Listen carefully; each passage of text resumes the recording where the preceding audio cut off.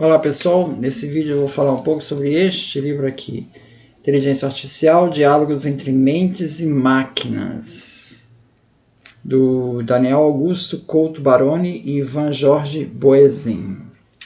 Ele é um livro da editora Evengraph de 2015, são vários capítulos, vários autores, né? Eu destaquei aqui alguns capítulos só. Então, capítulo 1, que ele é escrito por Ângelo Brandelli Costa e Etienne Araldi, ele fala de algumas questões acerca do estudo da inteligência em sua relação com a psicologia. Então, ele fala que o Alan Turing ele é considerado o pai da inteligência artificial. Ele previu que os computadores pensassem como humanos e poderiam ser avaliados pelo teste, que ele denominou teste de Turing, ficou conhecido como teste de Turing. Hoje nós temos um teste de Turing reverso, que é o CAPTCHA. Né? O computador faz um teste para a gente saber se é máquina ou humano. Né? É um teste de Turing reverso. O teste de Turing é para testar se você é uma máquina. Para medir a inteligência, ele fala dos parâmetros usados para medição de inteligência, testes de QI, né? E fala dos trabalhos pioneiros de Francis Galton, James Cattell, Alfred Binet e o psicólogo inglês Charles Spearman. Charles Spearman ele elaborou um teste que era baseado na correlação de diferentes aptidões da pessoa. Por exemplo, para avaliar se uma pessoa teve uma boa aptidão musical, se ela também tinha uma boa aptidão para matemática. Então fez a correlação desses dois valores. Com isso, Spearman esperava chegar num índice de inteligência global. Essa perspectiva de um índice de inteligência global foi abandonado pelos testes baseados no modelo CHC, que dividiu a inteligência em duas áreas principais, as áreas verbais e as não verbais. Esses estudos contribuíram para padronizar os instrumentos de medida da inteligência e permitiram a criação de outros campos de estudo, misturando os estudos de demografia com psicometria. Essa perspectiva psicométrica da avaliação da inteligência é desenvolvida por psicólogos como Piaget e Vygotsky. Para Piaget, se você aplica o mesmo teste de inteligência para uma criança e para um adulto, a criança terá pontuação menor, mas isso não significa que a criança seja menos inteligente, porque para Piaget a inteligência ela é ativada pela interação do organismo com o meio ambiente. Vygotsky também dá ênfase a esses aspectos sociais. Então, se a inteligência é dependente desses aspectos sociais, então como uma máquina poderia ser inteligente? Bom, o artigo, por outro lado, ele fala dos desenvolvimentos da cibernética, que procurou equiparar o homem com uma máquina, modelando a nossa mente como se fosse uma máquina de calcular. Mas se a nossa mente funciona como uma máquina, então uma máquina não poderia funcionar como nossa mente? Então uma máquina não poderia também ser inteligente? Bom, com essas perguntas, partiu-se então para pesquisas para se buscar uma inteligência artificial. Então, a partir dos estudos da cibernética. Pierre Levy, por sua vez, propõe a ideia de que os usos que fazemos da tecnologia transformam o nosso pensamento. Assim, a escrita transformou a relação do homem com o tempo. Deixou de ser um tempo circular, passou para ser um tempo linear. Enquanto no modelo anterior, né, antes da escrita, que era baseado na oralidade, as histórias eram recontadas repetidas vezes, é o tempo circular. Então isso passou para o tempo da escrita, onde permitiu que você acumulasse conhecimento de uma forma linear. Então, a tecnologia da informática, ela também traz consigo novas formas de se escrever e de se ler, como os hipertextos. Então, a informática ela configuraria uma verdadeira tecnologia da inteligência, porque está redefinindo o nosso conceito de inteligência. Para Pierre Levy, só podemos falar de inteligência dentro de uma ecologia cognitiva, ou seja, com uma interação entre os sujeitos, instituições sociais e tecnologias. Então, a tecnologia não pode ser analisada como um fim em si mesmo. Ela tem que ser analisada dentro desse contexto, dessa interação com os sujeitos. Né? Então, o capítulo 3, ele vai falar da evolução da lógica matemática até Gödel, Turing e von Neumann, ideias que levaram ao desenvolvimento da computação moderna, do Jarbas André de Rosa, Rodrigo Sicoque da Silva. Então, ele vai levar essa questão do desenvolvimento da lógica, né? A matemática ela lida com alguns paradoxos de lógica. Por exemplo, se eu digo uma frase, esta frase é falsa, tá? Essa sentença, ela é um paradoxo, porque ela pode ser verdadeira ou falsa ao mesmo tempo. Porque se a frase afirma sobre ela mesma que é falsa, se ela for falsa, então a frase é verdadeira e temos um paradoxo. Como lidar com esses paradoxos? Gödel, ele estudou essas limitações da lógica e chegou à conclusão que a chamada teoria da incompletude, ele chegou a esse teorema da incompletude, pelo qual nós não conseguiríamos construir um sistema baseado em axiomas que seja coerente do início ao fim, totalmente coerente. Esses trabalhos de Gödel influenciaram diretamente Alan Turing e John von Neumann, pesquisadores importantes na área de ciência e computação. Então, um sistema axiomático, né, em que eu parto de alguns axiomas mais básicos, ele pode ser entendido como um conjunto mínimo de hipóteses que serão consideradas verdadeiras e que irão conduzir à construção de novas proposições verdadeiras. Por exemplo, a geometria de Euclides, ela parte de alguns axiomas para chegar a deduzir todas as equações da geometria. Então, é um exemplo de sistema axiomático formal. George Boole, no século XIX, ele elaborou um simbolismo próprio para as diversas operações lógicas, que ficou conhecido como álgebra de Boole, que é a base dos computadores modernos. Em 1928, Hilbert, matemático, ele propôs o formalismo da matemática e fez a seguinte pergunta: seria possível estabelecer um conjunto completo de axiomas que possibilitasse deduzir todos os princípios da matemática? Que axiomas seriam esses?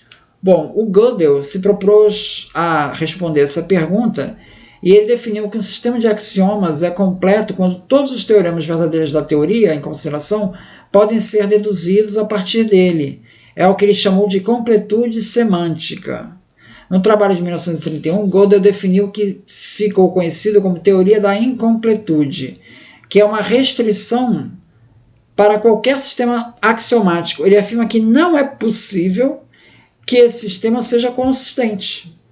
Com isso, estabelecer a prova da sua própria consistência não impede que a sua consistência seja provada por um outro sistema. Então, se eu desenvolvo um sistema matemático baseado em alguns poucos axiomas, eu vou chegar à conclusão que para determinadas provas dentro desse sistema, eu só vou conseguir provar se eu usar axiomas fora desse sistema, porque esse sistema ele não vai nunca ser totalmente coerente.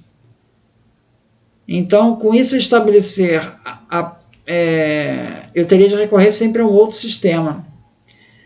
Então, Gödel deu uma resposta negativa ao desafio de Hilbert, encerrando a procura de um conjunto finito de axiomas suficiente para toda a matemática, e provando que nem todas as questões matemáticas podem ser respondidas. Bom, onde entra Turing nisso, então? Bom, Gödel provou ser impossível a ideia de Hilbert de chegar a um formalismo da matemática que fosse totalmente coerente. Gödel pegou os resultados, o Alan Turing pegou os resultados do Gödel e avançou mais ainda. Ele quis saber, afinal de contas, então, que funções poderiam ser implementadas por um computador? Ou se é que eu então não poderia implementar todas as funções em um computador? Quando é que eu posso saber quando pode e quando não pode implementar? E aí ele desenvolveu o conceito de máquina de Turing. Então isso é baseado que ele quis mostrar então que nem todos os enunciados verdadeiros da aritmética podem ser provados por um algoritmo de computador. Esse algoritmo pode ficar eternamente computando sem convergir para um resultado. Nesse contexto surge o questionamento de quais seriam então os limites desse computador, ou então Qual seria o limite entre as funções computáveis e as não computáveis? Nessa pesquisa, que Turing teve um papel fundamental para o surgimento da inteligência artificial, porque ele acreditava que os computadores, mesmo com essas limitações, poderiam atingir algum tipo de inteligência.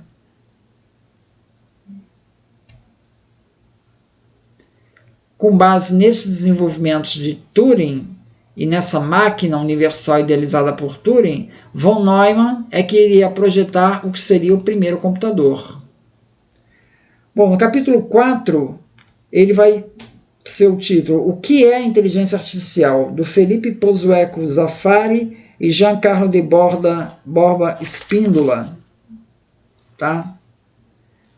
Bom, a investigação sobre a inteligência artificial forte aborda a criação de uma forma de inteligência baseada em computador que consiga raciocinar, isso é que seria inteligência artificial forte, e resolver problemas genéricos. Ou seja, seria uma espécie de sistema autoconsciente. Para John Searle, não é possível nós chegarmos a sistemas como esse, autoconscientes, nos computadores atuais. Então, Searle se opôs à ideia de que a mente humana é um computador como esse que nós conhecemos e que, consequentemente, qualquer programa de computador adequadamente interpretado poderia simular uma mente.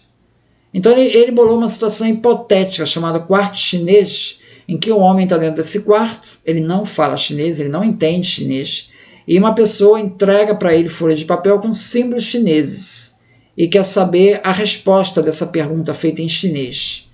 Bom, ele tem acesso a dicionários e manuais com as regras de sintaxe do chinês e ele consegue responder a pergunta. Ele vai olhando os símbolos, vê o que significa, consegue responder a pergunta.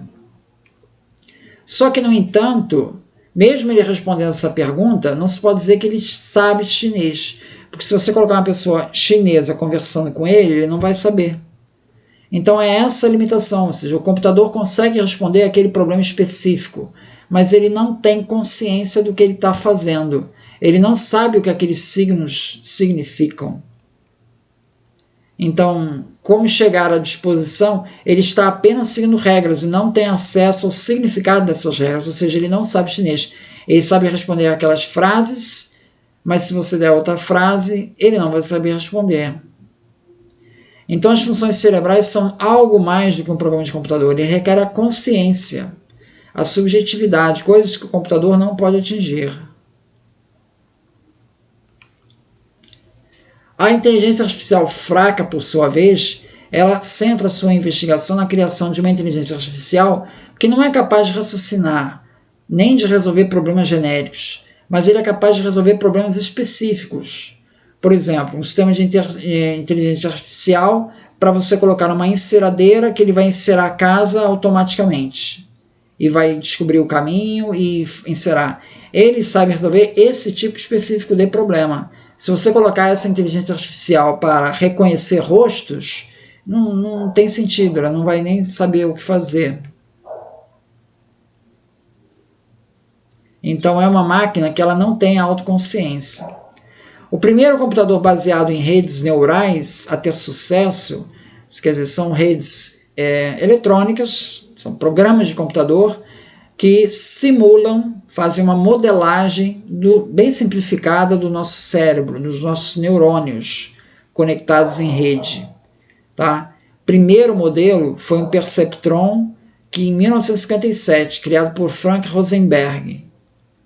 Então nós ainda estamos falando de IA fraca, que resolve problemas específicos, que não é capaz de resolver problemas mais gerais.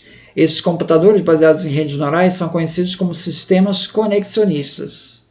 O desenvolvimento de redes neurais deu um novo impulso em 1986, com um modelo chamado backpropagation, que ampliava o potencial do perceptron de modo a permitir a superação das limitações do modelo inicial. Bom, outro capítulo que eu queria abordar também é o capítulo 6, que ele fala da computação biológica e da nanotecnologia, do Ivan Jorge Boisin e Mircos Ortiz Martins. Bom, por que computador biotecnologia? Por que buscar isso? O Roger Penrose ele argumenta que existem mecanismos no cérebro que não podem ser repetidos, reproduzidos por um computador desse que a gente tem nas nossas casas. Então existem dispositivos de cálculo na mente que funcionam de modo subjetivo, trabalham com incertezas. E o computador não trabalha com incertezas. Ele trabalha com bits 0 e 1. Não tem incerteza. Então não teria como reproduzir a nossa mente. Penrose então propõe um modelo baseado em mecânica quântica para explicar o funcionamento do cérebro. Segundo ele, algumas das decisões que acontecem em nível neural no cérebro são ordenados por elementos que obedecem à indeterminação, que é encontrada nas propriedades quânticas. Penrose estabelece assim uma conexão entre o cérebro e a mente. A mente seria um fenômeno criado por um evento mecânico quântico que ocorre no cérebro e que os computadores que nós temos aqui atuais não conseguiriam reproduzir. Segundo Penrose, no nosso cérebro existem microtúbulos que seriam o local ideal para ocorrer os fenômenos quânticos a nível neural. Fenômenos tais como os de sobreposição e emaranhamento quântico. Tais fenômenos poderiam ser explicados pela teoria da gravitação quântica, que unifica a mecânica quântica com a relatividade geral. A teoria das cordas é uma tentativa, é um exemplo de teoria de gravitação quântica. A teoria de gravitação quântica procura unificar as três forças conhecidas da natureza: o eletromagnetismo, a interação fraca, a interação forte, e com a relatividade geral.